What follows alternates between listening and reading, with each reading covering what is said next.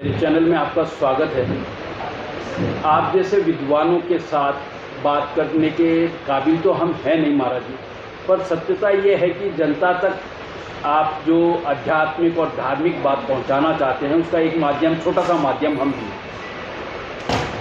चारधाम यात्रा शुरू हो चुकी है। आप जयपुर से चारधाम यात्रा के लिए पधारे हैं और इस यात्रा में आप बद्रीनाथ जी जा रहे हैं। पहली एक यात्रा आप ये कर रहे हैं, बद्रीनाथ धाम की कर रहे हैं। आपने कुछ सोचा होगा, मैं वो नहीं पूछ रहा हूँ। बद्रीनाथ धाम की जो यात्रा करना चाहता है, बद्रीनाथ की यात्रा क्यों करनी चाहिए, इससे क्या उनको फल मिलेगा और यात्रा करते वक्त उन्हें क्या क्या ध्यान रखना चाहिए? आपने बहुत अच्छा प्रश्न किया। यात्रा, देखिए, यात्राएं मनुष्य के जीवन में चलती रहती हैं। कुछ यात्राएं ऐसी होती है जो कि व्यावसायिक यात्रा कहलाती है, जो केवल व्यक्ति बिजनेस के हिसाब से यात्रा करता है, तो उसका एक ध्येय अलग होता है, उसका एक मोटो अलग होता है। कुछ लोग ऐसे होते हैं कि जो केवल घूमने के लिए जाते हैं, तो पिकनिक के हिसाब से जाते हैं, तो उनका एक ध्येय एक अलग होता है। उस ध्येय के हिसाब से उनकी सारी व्यवस्थाएं होती है। और एक कुछ मूल जो यात्रा होती है वो होती है धार्मिक यात्रा, जो कि धर्म के माध्यम से की गई यात्रा हमारे जीवन को कल्याणकारी प्रदान करती है, कल्याण को देने वाली होती है। ये चार धाम एक ऐसे धाम है जिसमें धर्म, अर्थ, काम और मोक्ष चारों ही चीज़ें हमें यहाँ इस उत्तराखंड में प्राप्त होती हैं। हमारे ऋषि मुनि भी कहा करते हैं कि यदि जीवन में किसी चीज़ का उत्तर चाहिए आपको, तो आपको उत्तराखंड में सब प्रश्नों का उत्तर मिलेगा। धर्म भी मिलेगा, अर्थ भी मिलेगा, काम भी मिलेगा, मोक्ष भी मिलेगी। इसके लिए ये चार धाम बहुत ही उपयुक्त है। जिसमें से बद्रीनाथ धाम की हम बात करें तो भगवान बादरायण जो है, भगवान नारायण, ये मनुष्य के जीवन के लिए कल्याणकारी है। यहाँ भक्ति होती है, यहाँ ध्यान होता है, यहाँ साधना होती है।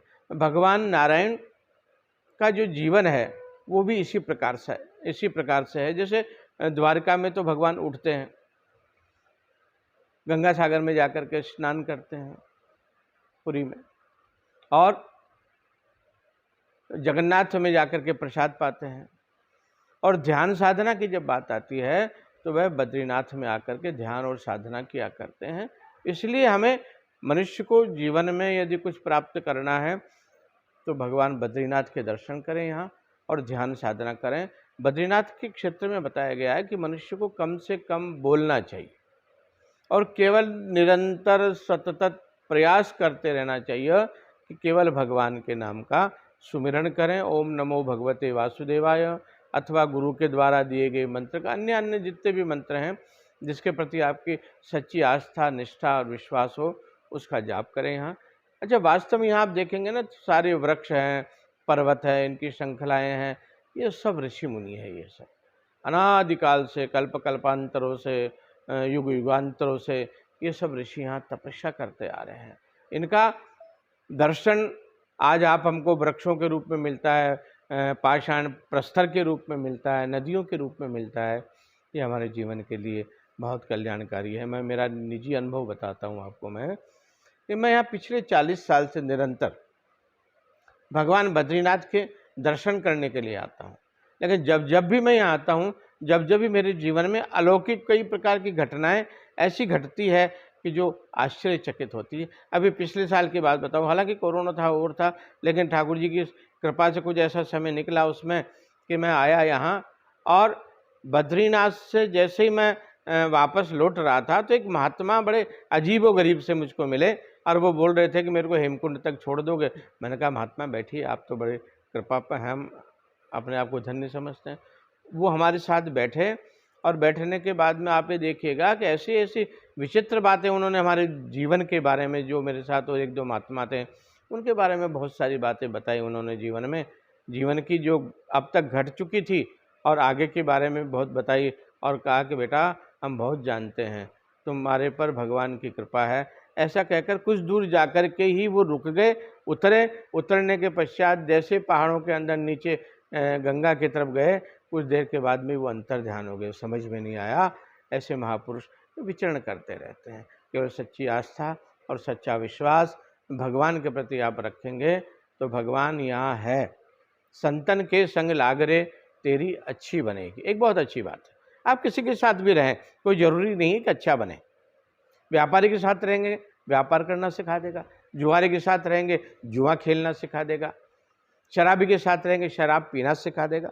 लेकिन जीवन में यदि कल्याण करना चाहते हैं अपने जीवन का, इस कलयुग में जिस उद्देश्य से आप आए हैं, बड़े भाग मानुष तनु पावा, इस युग में आकर के आपने मनुष्य देह प्राप्त करी है।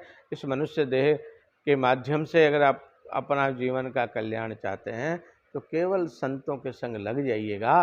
संतों के संग लगने से आपका स्वतः ही सांसारिक कर्म भी हो जाएगा और उसके साथ साथ ही आपका आध्यात्मिक कर्म भी हो जाएगा। इससे क्या होगा, आपका ये जन्म भी सुधरेगा और आगे आने वाला भी जन्म सुधरेगा। मैं मेरे निजी अनुभव से भी कहता हूँ, बद्रीनाथ की यात्रा जरूर करें।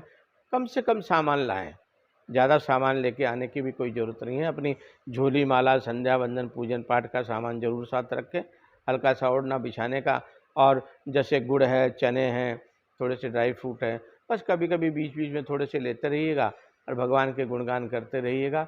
विज्ञान ने बहुत बड़ी तरक्की करी है, साधन बहुत सुलभ हो गए हैं।